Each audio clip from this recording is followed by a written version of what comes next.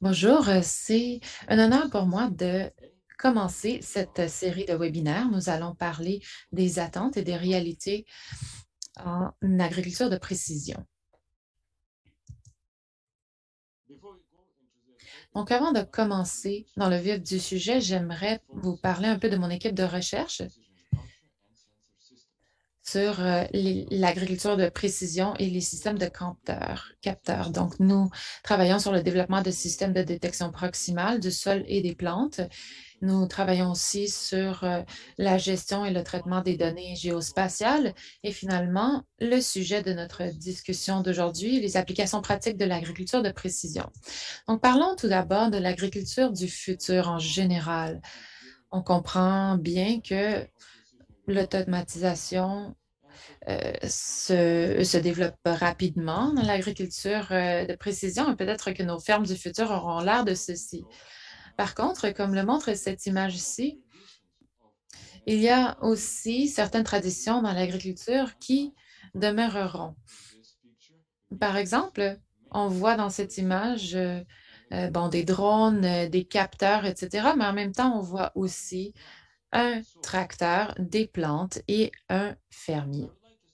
Donc, j'aimerais maintenant commencer par cette vidéo d'un film qui nous vient de la Russie du Sud de 1953. C'est une histoire d'amour entre un jeune, euh, euh, un jeune diplômé en sciences de l'agriculture et une femme de la ferme. Et il explique la ferme du futur. And it's a love story. Donc, c'est une histoire d'amour entre ce diplômé en sciences animales et une opératrice de tracteur dans une grande collective fermière. Donc, elle explique à l'opérateur la ferme du futur. Donc, un des éléments que les producteurs ont imaginé, c'est qu'on allait voir beaucoup de robots qui allaient remplacer les tracteurs. Et ils ont aussi compris l'importance de la télémétrie pour être capable d'assurer la communication entre l'opérateur et l'équipement de façon, sans fil. Et ils ont aussi imaginé des cartes du terrain qui sont aujourd'hui utilisées pour l'agriculture de précision. Les producteurs de ce film ont aussi prévu qu'une des responsabilités des opérateurs de ces équipements, ça allait être la détection de problèmes. Vous voyez, maintenant, il y a un problème. L'opérateur règle le problème à l'aide d'un système de reconnaissance spatiale assez avancé, évidemment, pour 1953. Aujourd'hui, l'agriculture de précision, c'est l'un des moteurs de ce futur. Et donc, l'agriculture de précision, c'est une stratégie de gestion qui rassemble, traite et analyse des données temporelles, spatiales et individuelles et les combine avec d'autres informations pour orienter les décisions de gestion en fonction de la variabilité des plantes ou des animaux en vue d'améliorer l'efficacité d'utilisation des ressources, la productivité, la qualité, la rentabilité et la durabilité de la production agricole. Donc, on parle d'amélioration en matière de viabilité économique, l'environnement et les ressources sociales ou humaines. On devrait aussi reconnaître ce que l'agriculture de précision n'est pas. Ce n'est pas une solution miraculeuse qui magiquement peut résoudre, par exemple, tous vos problèmes de production, transformer la poussière et la roche en sol fertile, faire pleuvoir plus ou moins souvent, faire que la machinerie mal entretenue fasse un bon travail ou encore augmenter la valeur du dollar canadien. Mais elle peut aider à diagnostiquer certains de ces problèmes et à valider qu'ils ont bien été résolus. Afin de mettre en œuvre l'agriculture de précision et toutes ces technologies, on doit vraiment avoir une approche système.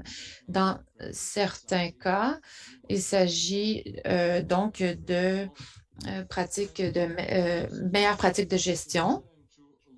Et c'est important de regarder les pratiques de travail du sol de conservation, par exemple la mise en œuvre de semis directs. Il y a aussi l'amélioration du drainage, du nivellement du terrain, la logistique et le suivi d'utilisation des machines, l'autoguidage au niveau RTK, le contrôle de section automatique, la cartographie de rendement, l'imagerie aérienne et satellite, l'échantillonnage et l'analyse de sol, qui est déjà une pratique courante. On doit aussi penser à toutes sortes d'autres applications comme l'application d'engrais en bande, le chaulage à taux variable, le semi à taux variable ou encore la gestion à taux variable NPK, donc des micronutriments.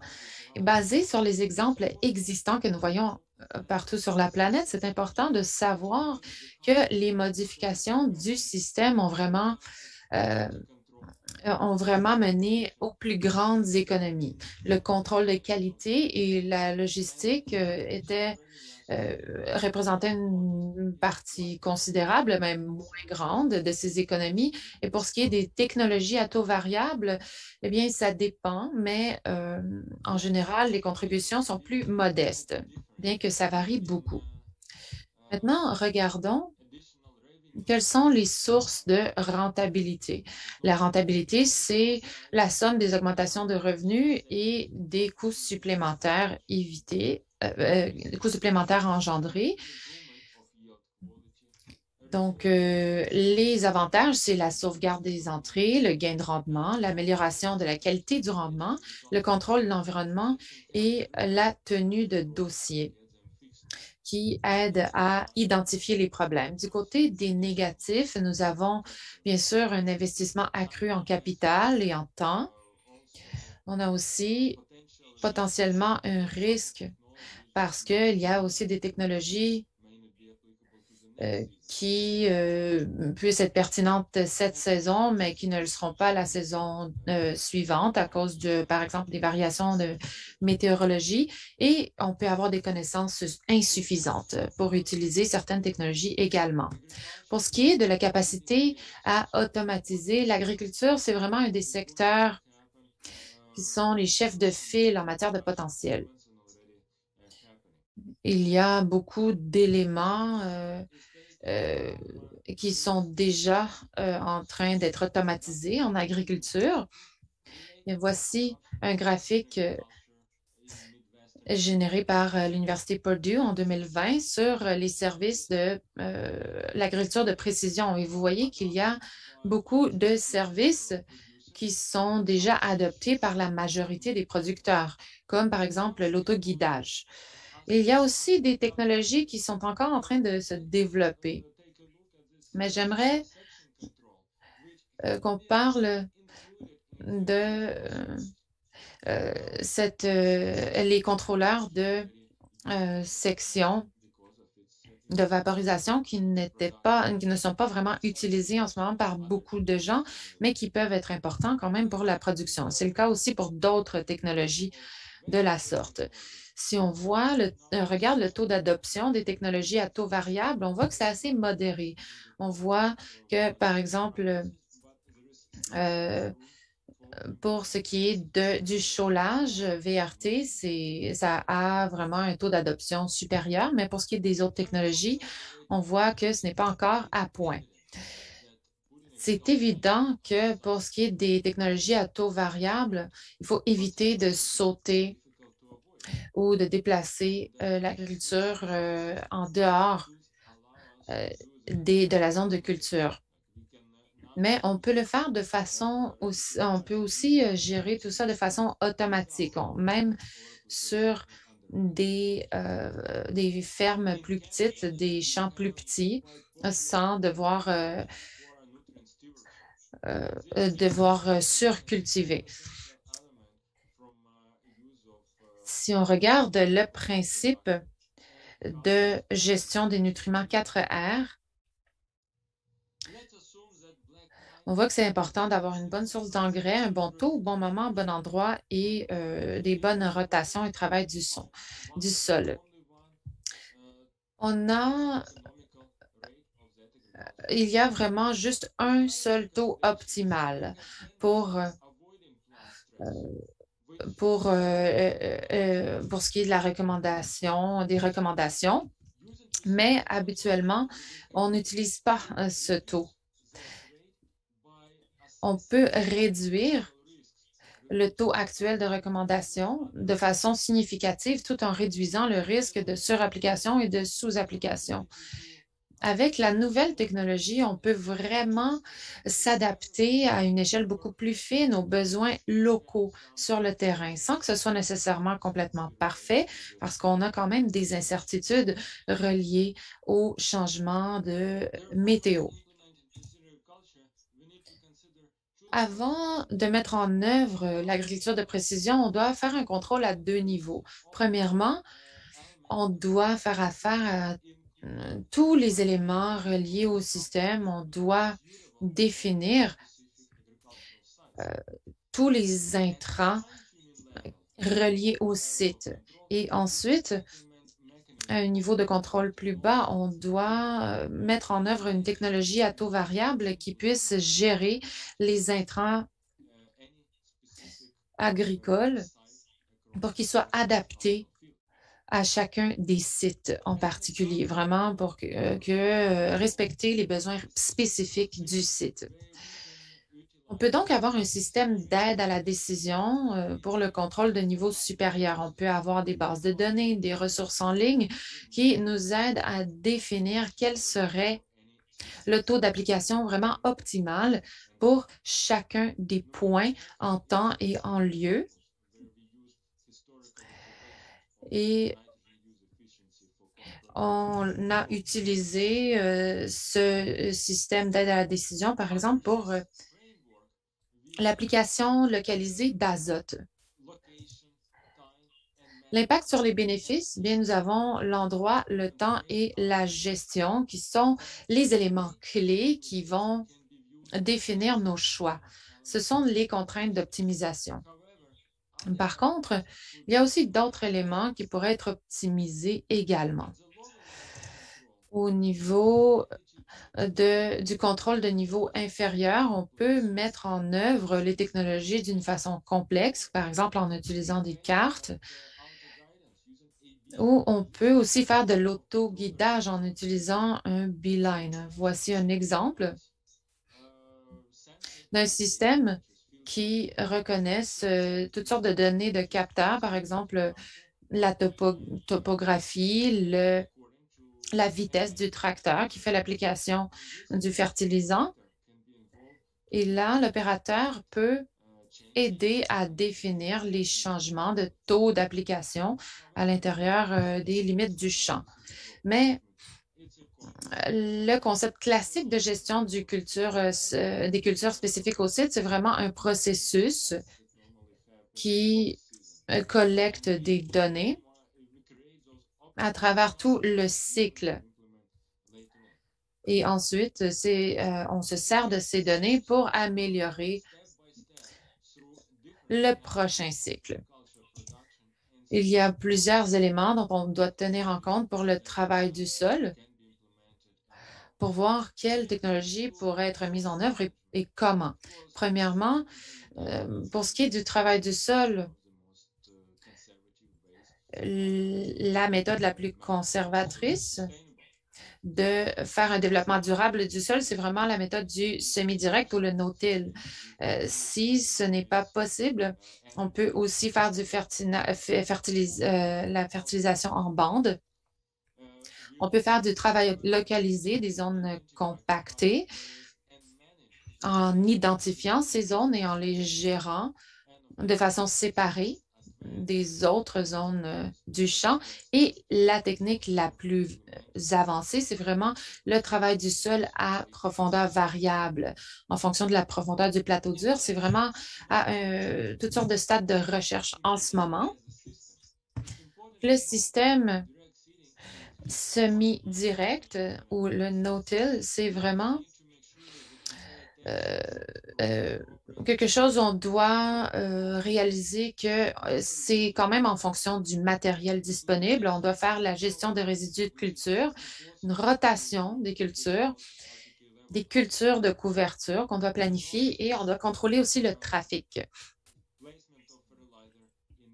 On doit aussi faire de la fertilisation par bande.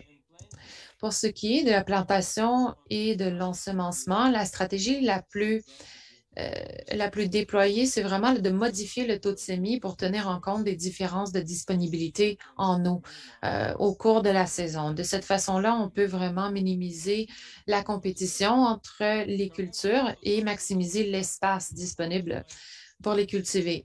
On peut aussi modifier la profondeur pour optimiser l'émergence en fonction des conditions climatiques. Par défaut, l'émergence n'est pas uniforme à travers un champ et dans des endroits comme le Québec, c'est vraiment important de saisir toutes les occasions de maximiser l'émergence. Il y a aussi la possibilité de changer d'hybride en réponse aux environnements locaux. Donc, on peut comparer les différentes variétés et on peut gérer l'hybride pour l'adapter aux conditions spécifiques du champ. Pour ce qui est de la gestion de l'eau spécifique au site, ici dans le nord-est de l'Amérique du Nord, c'est important de penser au drainage et à l'aménagement paysager. C'est aussi possible de contrôler la nappe phréatique. Et quand il s'agit d'arrosage, une avancée technologique assez simple, c'est vraiment de mieux programmer l'arrosage ou encore de faire usage d'irrigation à débit variable. C'est la solution la plus chère, par contre, c'est celle qui pourrait rapporter le plus. Dans cet exemple, nous comparons les impacts économiques des différents niveaux d'irrigation à taux variable. Et quand on regarde ce graphique, on voit que les producteurs finissent par payer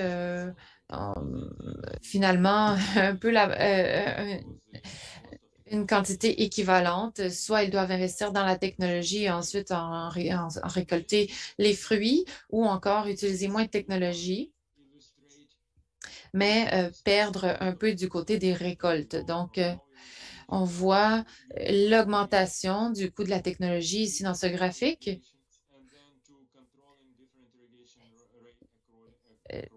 Par niveau de sophistication qui va en augmentant. Et les lignes grises nous indiquent les pertes de rendement combinées. Et on voit donc qu'il y a un certain niveau optimal de contrôle de l'irrigation à taux variable qu'on devrait mettre en œuvre pour équilibrer le tout. Pour ce qui est du chaulage, on doit appliquer plus de chaux pour les sols à faible pH. On ne devrait pas appliquer de chaux si le sol est neutre ou alcalin. C'est assez évident, mais quand on fait du chaulage uniforme, on ne s'y arrête jamais. On fait juste appliquer de la chaux partout, même si le sol à un certain endroit est neutre ou alcalin. Et on doit aussi reconnaître qu'il faut plus de chaux pour réduire le pH dans les sols bien tamponnés.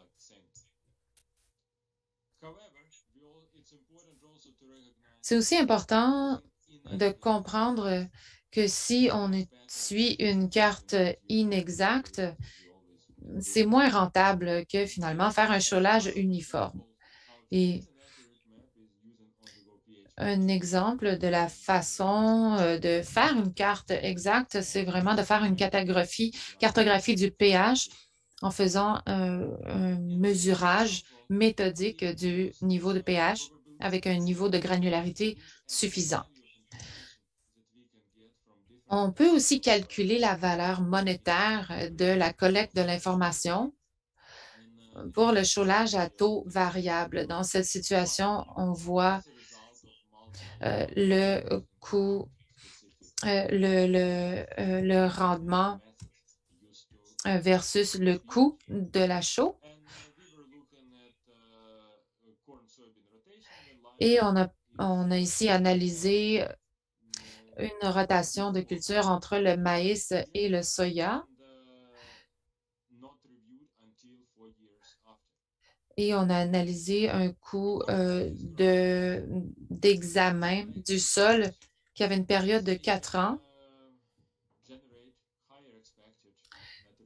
Et on voit ici dans ce graphique que plus on fait d'analyse, plus on a une cartographie détaillée du sol, plus notre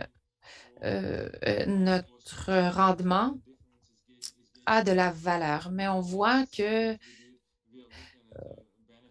ce n'est pas non plus la panacée. On voit que une augmentation de la précision de ces cartes du sol génère un retour d'environ 10 à 30 dollars par hectare supplémentaire. Pour ce qui est de la gestion de l'azote, c'est important d'appliquer l'azote vraiment quand c'est nécessaire. C'est très important. Et c'est relié avec les changements de système dont je parlais tout à l'heure. On a aussi deux écoles de pensée pour ce qui est de la gestion du sol. Premièrement, on peut avoir une approche prédictive basée sur l'historique, basée sur des mesures d'azote historiques ou en utilisant les techniques d'irrigation, on peut prédire la disponibilité de l'azote pour les plantes et ensuite on peut tout simplement complémenter avec les quantités manquantes. On peut aussi avoir une gestion réactive de l'azote.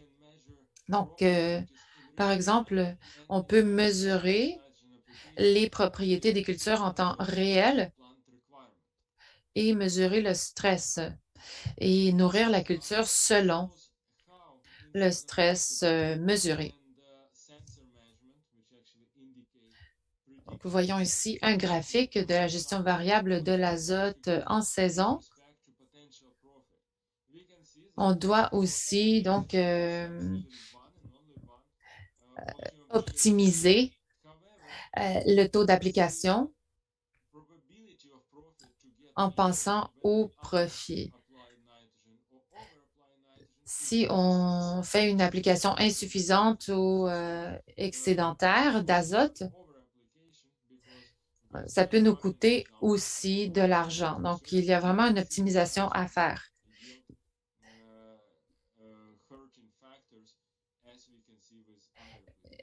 Mais on voit que la sous-application est vraiment plus dommageable que la surapplication dans ce cas, selon les recherches que nous avons faites.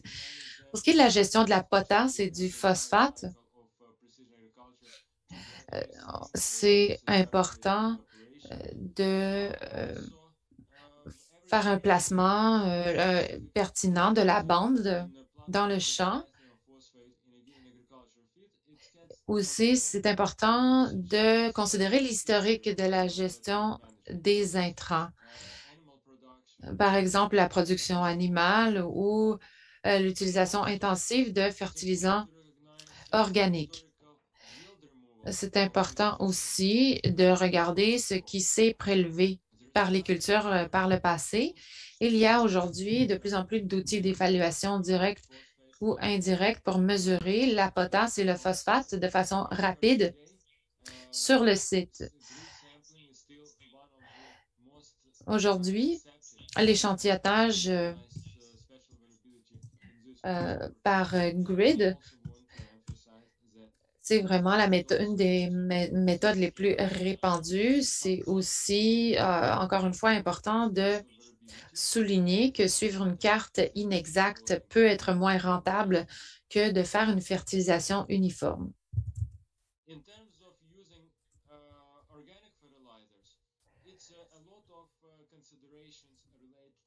Pour ce qui est de la gestion des engrais organiques, il y a des enjeux et des risques reliés à l'environnement qu'on devrait essayer d'éviter. Et c'est un grand défi de vraiment atteindre l'équilibre nutritionnel en raison de l'incohérence des intrants reliés aux fertilisants. Donc, on peut estimer un taux de fertilisant, mais ce n'est pas garanti qu'on va atteindre le taux exact de nutriments. On doit aussi prendre en compte les différents produits, comme le compost, par exemple. Et ce qui peut aider aussi, c'est la minimisation des frais de transport. Si on optimise l'application, les trajets d'application des produits liquides. Pour la gestion des herbicides adaptés aux cides, il y a toutes sortes d'outils d'agriculture de précision qui peuvent modifier le taux de mauvaises herbes. Avant, quand on voyait des sites où il y avait beaucoup de cultures résistantes au Roundup, on pouvait modifier le taux d'application en fonction de la quantité de mauvaises herbes.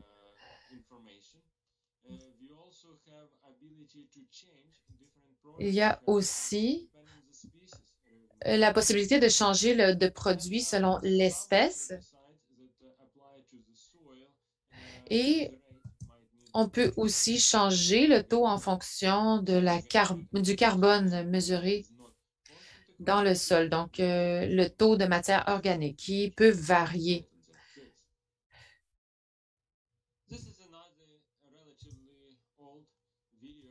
Voici une autre vidéo assez ancienne qui montre une technique assez simple qui peut porter fruit du côté, bon, de la rentabilité et de l'environnement. On voit que ici, on peut faire une application vraiment localisée de nutriments en évitant les zones à grand risque environnemental. C'est quelque chose qui se fait depuis plusieurs années et on a montré que la faisabilité est prouvée et démontrée. Donc, il n'y a pas de situation où l'agriculture de précision ne fonctionne pas, mais il existe beaucoup de cas où les solutions promues ne sont pas appropriées pour résoudre un ensemble donné de problèmes ou elles ne sont pas exercées correctement. J'aimerais donc remercier tout le monde pour leur écoute et je peux maintenant répondre à toutes vos questions.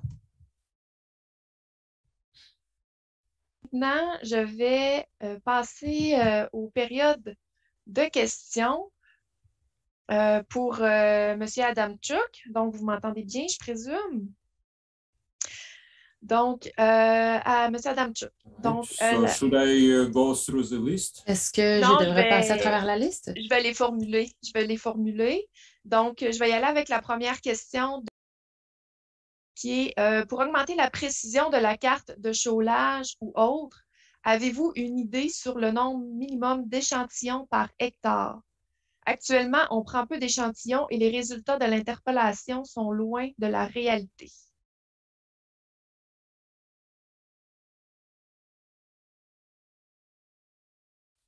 Well, this is very good question. C'est une très bonne question. Merci beaucoup. Ça fait partie de ce que l'on a mentionné dans la présentation. En général, bon, la réponse, c'est ça dépend.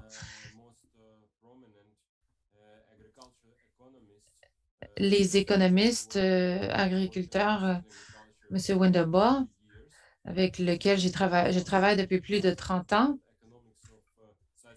à chaque fois qu'on lui demande des questions sur la gestion de l'agriculture reliée au site, il répond toujours, eh bien, ça dépend du site, n'est-ce pas? Donc, ça dépend vraiment des propriétés du site et de ce qu'on essaye d'atteindre comme objectif. Donc, c'est plus facile de définir des parties acides ou alcalines.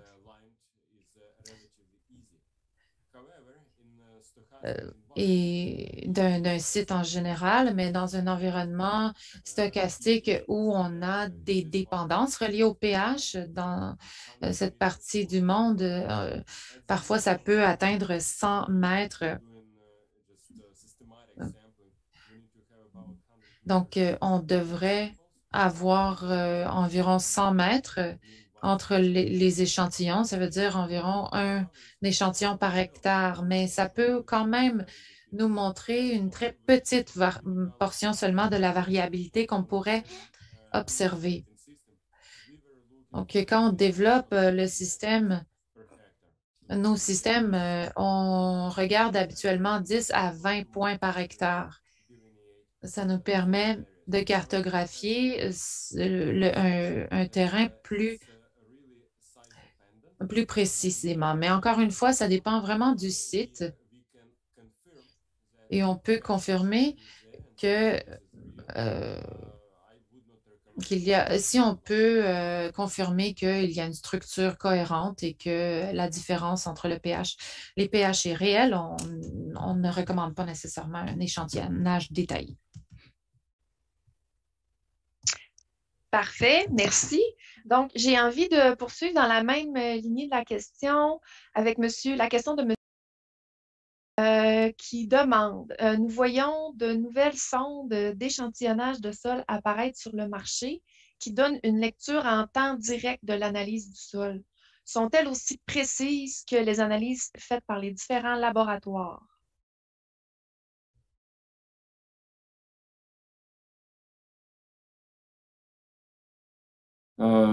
Again, thank you for very good question. Encore une fois, merci pour cette très bonne question.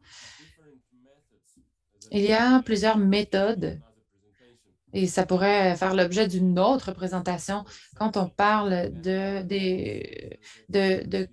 captage de données de proximité pour le sol. Il y a des technologies qui sont sur le marché depuis longtemps qui peuvent être basées sur des systèmes de mesure directes ou indirectes. Quand on parle de mesurer des propriétés chimiques comme les nutriments, la plupart des capteurs qu'on utilisent des principes indirects comme des mesures optiques ou spectrales du sol et avec l'intelligence artificielle et d'autres technologies, par exemple les réseaux neuronaux, peuvent générer un modèle assez précis qui peut générer des résultats comparables à des données de laboratoire qu'on peut utiliser ensuite pour comparer la précision des résultats obtenus par les autres méthodes. J'aimerais aussi mentionner que dans notre recherche, on a observé que même des mesures moins précises qui sont faites avec un échantillonnage plus grand vont être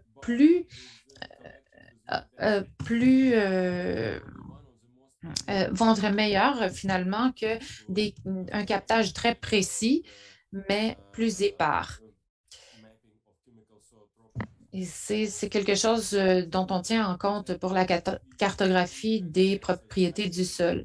Même si on utilise des différents types de capteurs à haute densité, on doit non seulement faire des tests de labo, mais on doit aussi les calibrer spécifiquement au terrain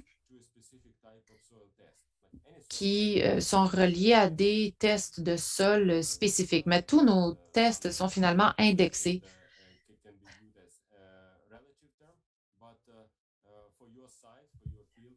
Pour votre champ, vous avez probablement déjà un lien établi qui sert de données de référence pour un test indirect, finalement, que vous pouvez utiliser pour vous recommander des taux d'application. Donc, vous pouvez utiliser des données de haute densité pour vraiment peaufiner vos données initiales. Parfait, merci. Donc, je tiens à mentionner aux participants qu'on laisse un petit délai là, pour la traduction C'est pour ça que je laisse ce temps-là. Donc, la prochaine question qui est affichée à l'écran, c'est de quelle manière concrètement pouvons-nous déterminer les besoins en azote d'un champ pour formuler des recommandations et avec quels outils?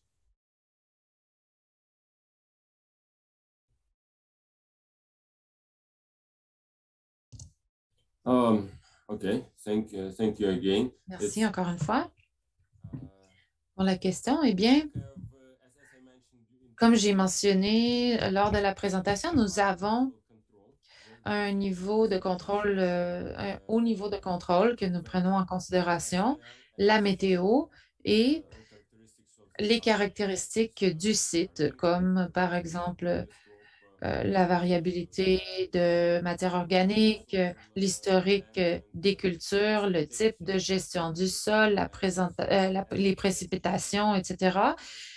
Et on peut donc se donner une approximation pour un site ou un champ de taux d'application d'azote. On peut aussi penser à la taille de la culture et au coût du fertilisant. Mais du côté plus raffiné, on a aussi la possibilité d'utiliser des capteurs de différentes matures, soit pour mesurer le contenu de matière organique dans le sol et l'utiliser dans nos algorithmes.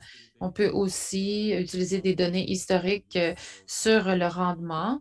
On peut utiliser des données ou des images de satellites ou de drones, où on peut aussi mesurer directement le taux d'azote sur le site. Il y a toutes sortes de solutions donc pour mesurer l'habilité,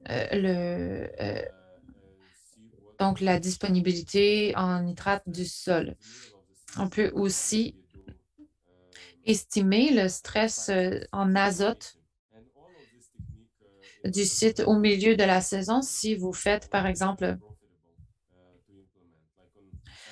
de l'application spécialisée. Pour ce qui est de la gestion spécifique au site, les technologies peuvent coûter de 40 à 50 dollars par hectare si c'est bien fait.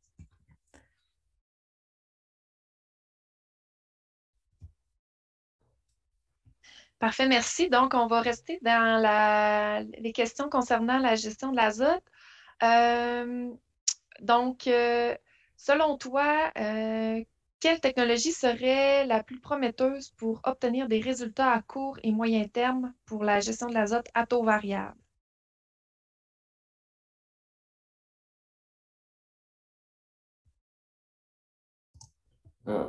Okay, again, that's go Et back. encore une fois,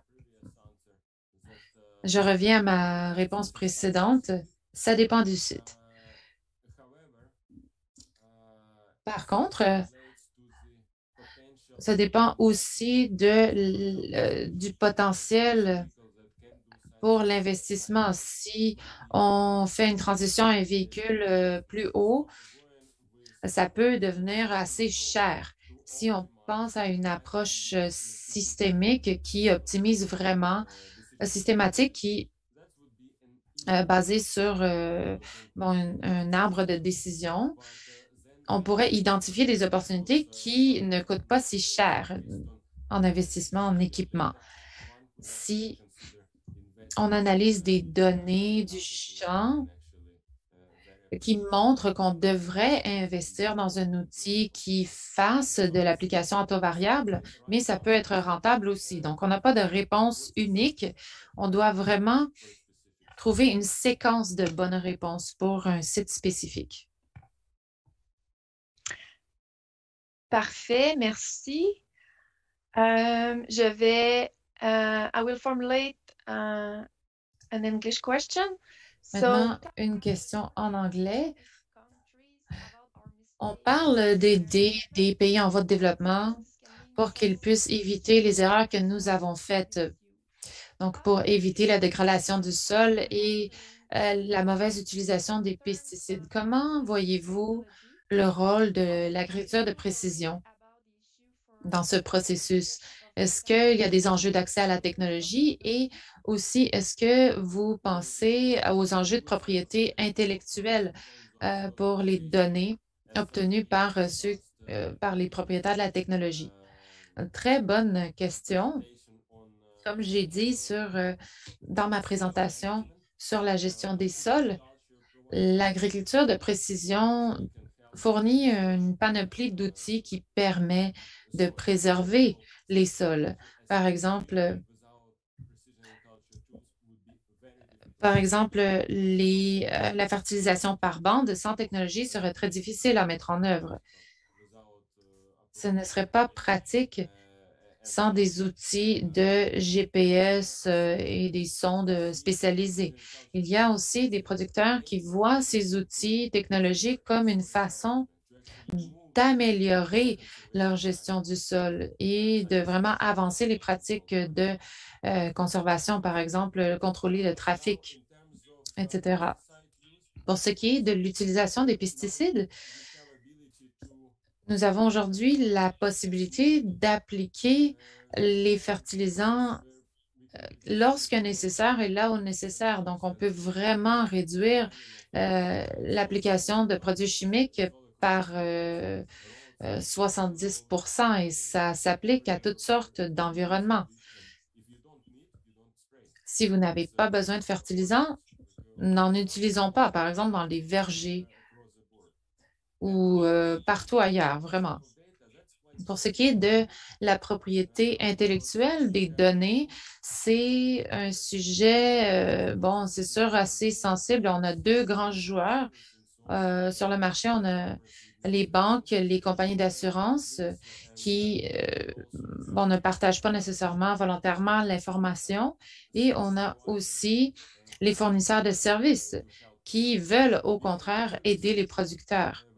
Donc, on peut clairement voir que quand on peut combiner des données de plusieurs producteurs, on peut générer des recommandations beaucoup plus pertinentes pour tout le monde. Et ça, c'est vraiment le processus de bâtir une communauté et la confiance entre les producteurs. C'est aussi la problématique du réseau social.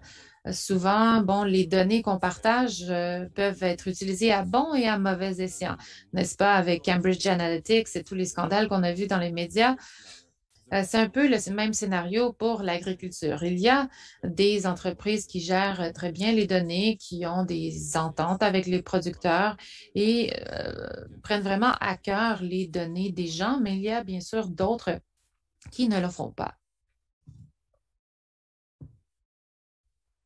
Donc, merci. Donc, nous allons prendre une dernière question, mais sachez, les participants, que ceux qui n'ont pas pu être répondus aujourd'hui là, pendant la période du webinaire, par faute de temps, celles-ci vont être acheminées à M. Adamchuk afin qu'il y réponde par écrit. Donc, n'hésitez pas à formuler vos questions.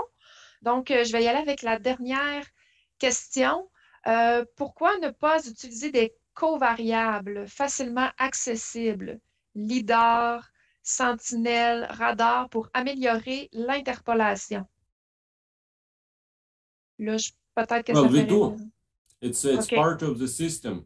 En fait, on le fait. Ça fait partie du système. Le LIDAR, c'est vraiment l'une des meilleures façons de cartographier la topographie. Sentinelle et radar, la même chose. C'est relié à la topographie et la mesure de l'humidité. Et c'est ce qu'on utilise quand on parle de l'approche prédictive de la gestion de l'azote. On est capable de prédire quelle est la disponibilité du sol. Et on peut donc ensuite définir quel est le taux d'application localisé le plus optimal. C'est vraiment une question de coût, tout simplement, finalement. Pourquoi on n'utilise pas parfois certaines de ces technologies? Ça peut être cher, parfois la technologie n'est pas disponible et parfois votre ferme se trouve simplement dans un endroit qui n'est pas couvert par le réseau. Mais certainement, on n'a pas besoin de rester au niveau des capteurs de proximité. Sentinelle, par exemple, est un super outil. C'est juste que la résolution n'est pas super. Donc, pour les petits champs, ça peut poser problème. Mais c'est un processus qui est en constante évolution de combiner des données de toutes les sources possibles, c'est effectivement la meilleure approche qu'on peut adopter à ce moment-ci. Merci beaucoup.